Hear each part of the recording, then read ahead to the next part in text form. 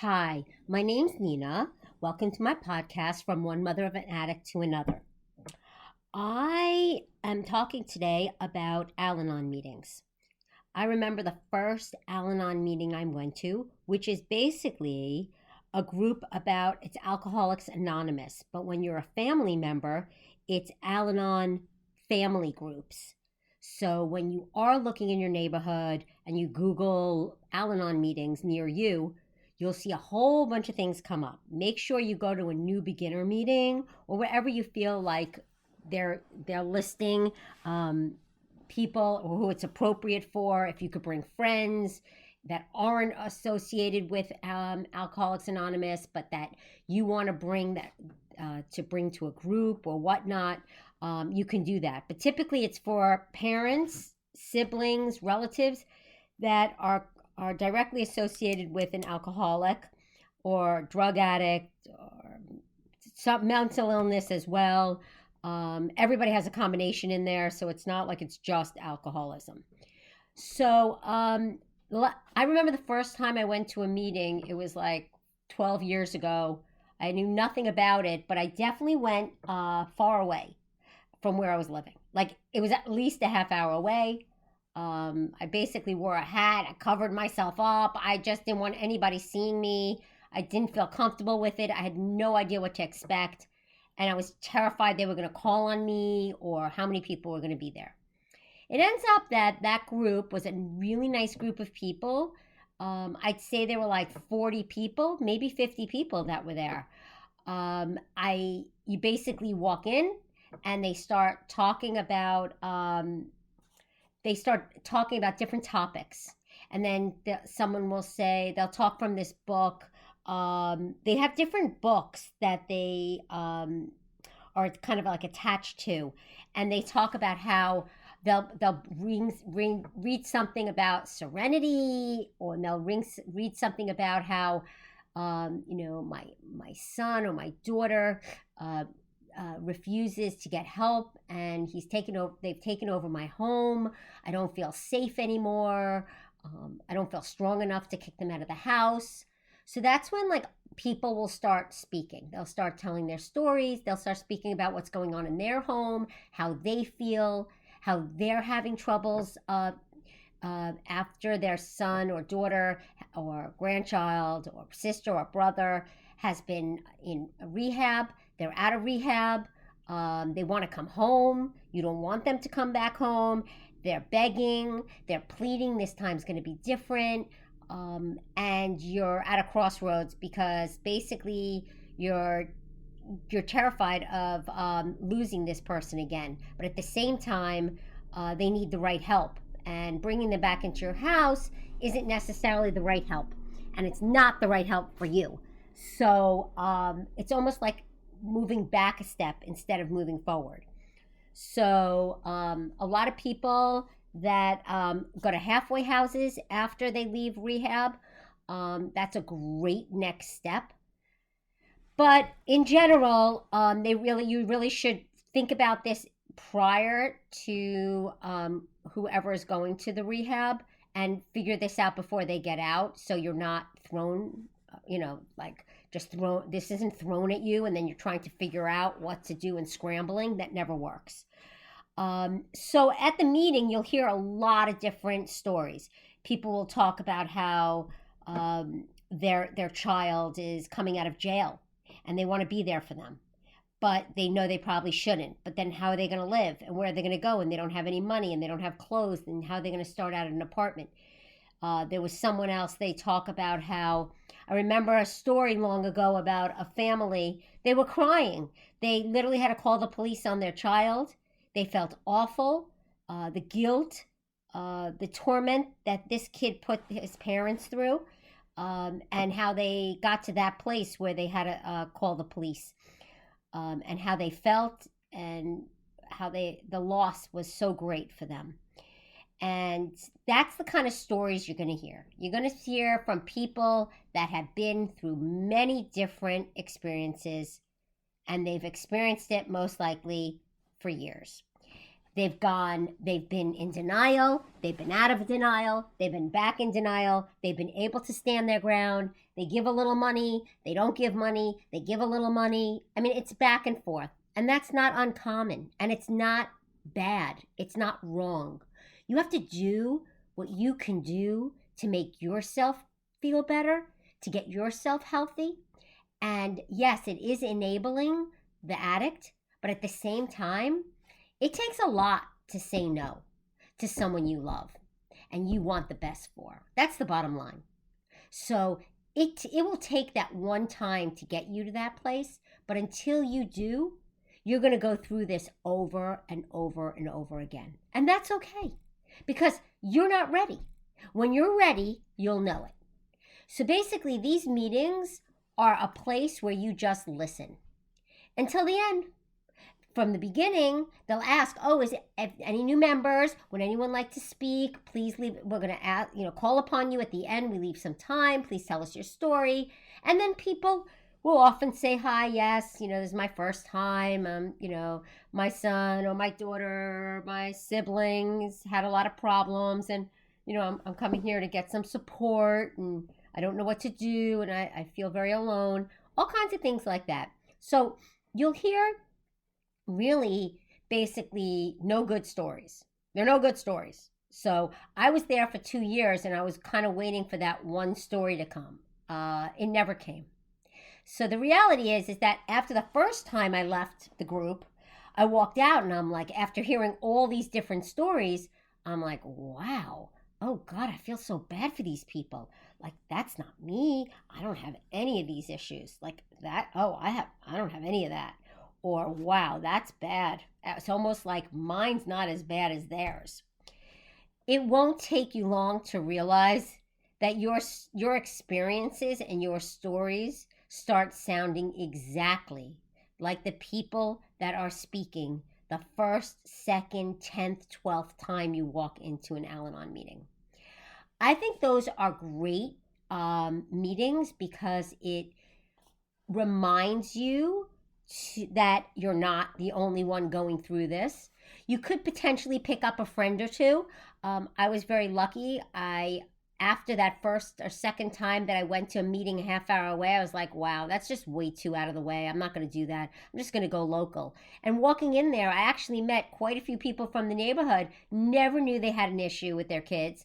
And they were amazing, embracing. We'd go to dinner, we'd sit down, all of us, and chat. We'd call each other if we felt like we needed to speak with someone, tried to be strong, asked for advice. It's a really great way to socialize with other people that are going through the same thing as you, because you don't want to discuss it every time you're out with your friends and family. It's something that you just don't want to touch on because it gets tiring and boring after a while, and you don't want anyone to be your therapist because, frankly, who wants to be around their therapist all day? I don't. So I found it very therapeutic, along with therapy once a week. But yes, this was very therapeutic because this was a different way of looking at it, and it was really me being able to pick up some tips and come to the realization that this is a lifelong journey. So while you're at Al-Anon meetings, I find that most people, like when I see new people, they'll be like, "Oh, I was here 2 years ago. I felt like I needed to come back. My kid, I just put them back in rehab," or I'm having trouble again at the house and I don't know what to do. I need some strength. I need some, compassion. And basically, it's really support to remind you that the things that you need to do, but it's hard to do it. Take away the keys from the car. Don't give them money. Stress the importance of getting help. Sticking on their meds if they have mental illness or some kind of medical situation.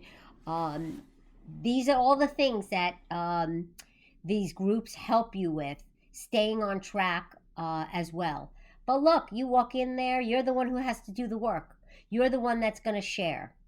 I found that when you share, people would come up to you after the meeting and start asking you questions and talk to you about what's going on in their house, and kind of feel bad, and say, look, I just can't do it. I did this. I know I should have done that. It's really helps. It's empowering, and it might be something that you really like, to the point where you might end up running one of the groups. I remember I used to go to as many groups as possible. Not only Al-Anon groups, but like anything that I'd see. Sometimes the library has these like support groups. One had a mental illness support group. I looked up everything. I think that they're good and therapeutic, and it gives you a chance to socialize, educate yourself on a topic that's on your mind all day and all night. So to me, at the beginning, it was amazing. However, uh, after going week after week, it's started getting a little depressing. After my son's third rehab, I definitely got stronger by then. I definitely kept in touch with the people that I had been in Al-Anon meetings with, and we definitely supported each other. But I definitely left the group, and I stuck with my weekly therapy, but I did not want to go back to Al-Anon. I felt that, to me, after a while, Al-Anon just reinforced the fact that it's very hard for there to be a positive outcome and for it to stay positive. However, after, it was interesting because there was one couple there that had come back afterwards, that I had been with for like 7 years ago, and then they came back, and their son was really sober for a really long time and continued, but they felt they wanted to come back because they wanted to make sure that they stuck with their self-help and their control over their ability to not be impulsive in giving in, if in trying to live their life, their addict's life, and not making decisions for them, being there to support their decisions if they're moving in the right direction, and if you agree with what they're doing. So Al-Anon could be used for many purposes, but you do know that it's anonymous. You walk in there, you know, put on baseball caps, sit in the corner, and just listen, or speak out. Because when you speak out and you say hi, you raise your hand. Hi, listen, my son stole money from me last night. So now I have to put my purse in my bedroom and lock the door. And I'm kind of getting scared at night. And I know I need to do something, but I'm just don't want to lose him. You think you're the only one in that? You'll hear plenty of those stories. Those are just a drop in the bucket.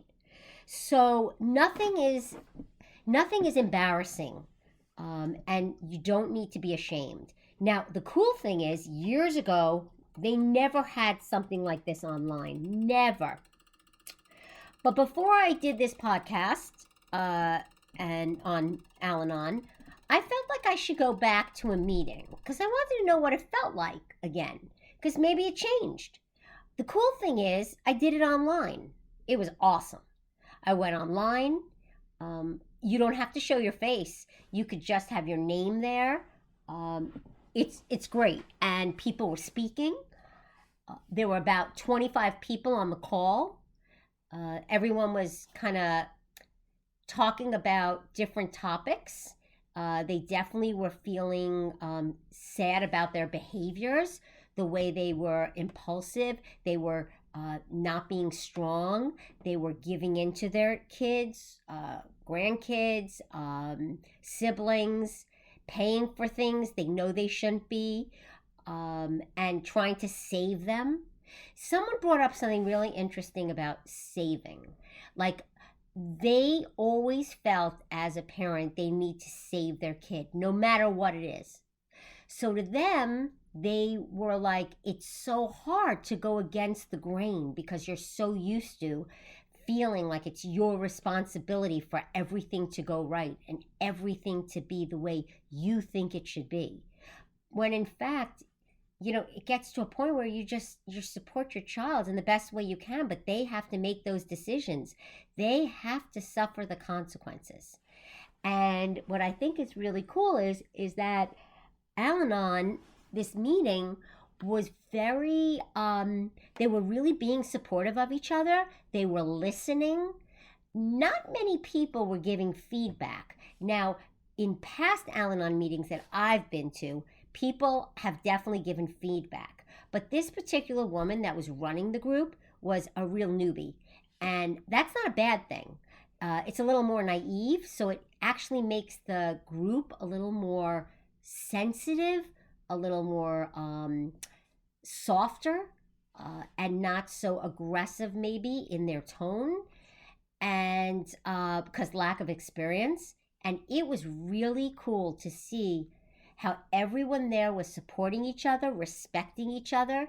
Like, you put your hand up, and you could speak. You say, talk or whatever they're speaking about. You raise your hand and say, "Look, I've been experiencing this as well, and it's so hard for me to say no, or whatever it's, or the fact that my husband still disagrees and doesn't think that there's a problem, and denial, those kind of things." And about the holiday, that was something people brought up, how sad they are that no matter what, there's someone missing.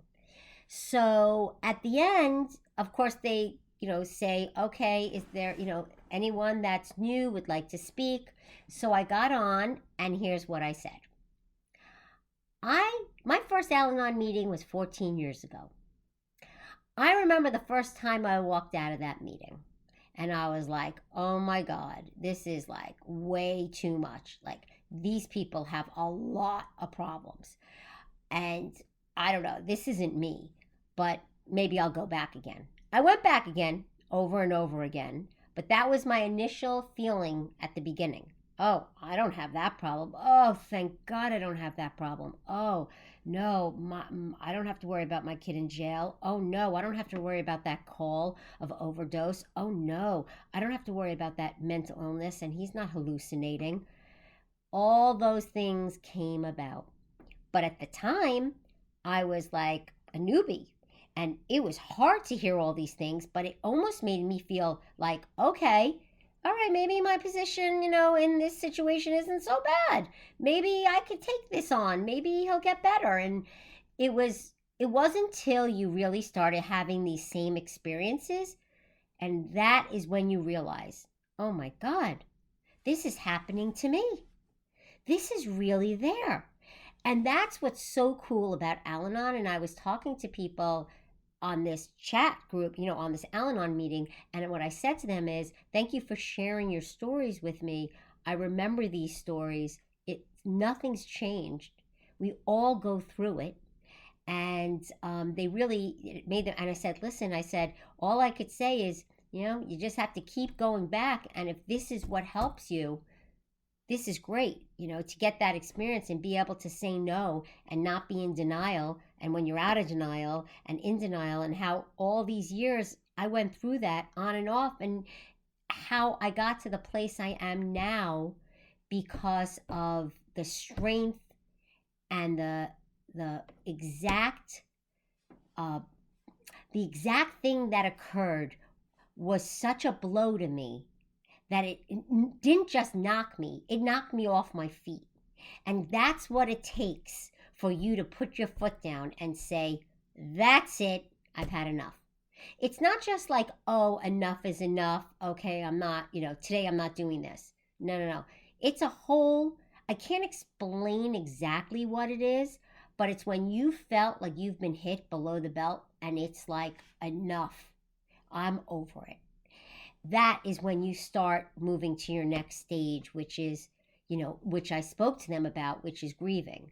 And although I haven't lost my son, I lost my son way before this, 12 years, 10 years, 11 years ago. This is not the son I had. And when you realize that and are able to come to terms with it, and that's when you start really getting to the place where you're moving on with your life and able to look forward. Now, I moved on with my life years ago. I did. I'd say 7 years ago, I was able to do that. But it still didn't mean that I wasn't enabling my addict. I was totally still enabling them. But I was moving on with my life. So I wasn't living my life in my addict's shadows anymore. I wasn't trying to save them day in and day out from everything that he did or was worried about what comes next. I I was in survival mode for many, many years. And like I said, Al-Anon can really be helpful. It could also open up a new group of a social life, people that have things in common with you. Not a bad thing. It actually is comforting and makes you feel good. You don't have to speak at an Al-Anon meeting. You could just walk away afterwards. You go in, you go out. Doesn't matter. But listening and hearing people speak is so helpful. And if it's not just that, I mean, today, look what we have. You don't have to show your face. You could listen to podcasts. You could listen to this and be like, okay, I got my fix for the day. That's awesome. I never had anything like that. I mean, I didn't have anyone to say, wow, you're experiencing this too. Because everyone was embarrassed, at least in my circles or any circle that I knew. I actually wasn't. I was like, oh my God, where's the next class? How could I learn? I need to learn about this. What's going on? I mean, I was naive to believe that I can solve this. Yes. But I wasn't naive to the point where I was very open about this. I didn't hide it. And that's okay if you need to hide it. It's all right. Go to an Al-Anon meeting an hour away. Go alone. Once I dragged my son and my older son, and I wanted him to go because I felt like this would be really informative to him. And he walked out and he said, you know what, Mom? I could see how this could be amazing for you. But for me, now I'm done. So he actually was at one of the meetings that was probably one of the most emotional meetings I had ever gone to since I had been at Al-Anon meetings. It was that intense and emotional to hear these people speak. You want to cry for them, and then you want to cry for yourself. See, you cry for them because you're not at that place yet, and you don't think you're even going to get to that place. You don't think you're going to experience that. But then when you're getting close to that, it's amazing how it prepares you. And you realize when you get to that place, wow, I've experienced that. Yeah, they experienced that. Wow.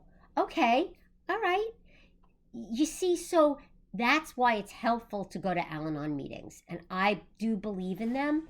And the great thing is, like I said, you just go online, Google Al-Anon meetings, literally put your zip code in there, and I last minute did a 11 a.m. class on Sunday, and I got in 10 minutes late. No big deal.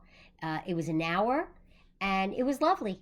So I probably will attend again because I think it's really informative, and I could also be helpful to other people, and that's what I want to do. So I hope this was helpful. I hope you'll get up and try a new Al-Anon meeting. And hope to hear from you or speak to you in your next, while you're listening to my next podcast. Have a great day.